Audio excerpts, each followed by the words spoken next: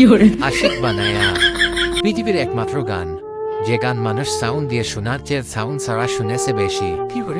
এখন একটা প্রশ্ন হলো, কেন এই গান সাউন্ড ছাড়া শুনেছে?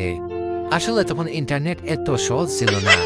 এখন সবার হাতে হাতে স্মার্টফোন, মন চাইলেই রাত 12টার পর পাসপোর্ট ভিসা বাদেই অন্য দেশে ঢুকে পড়া যায়।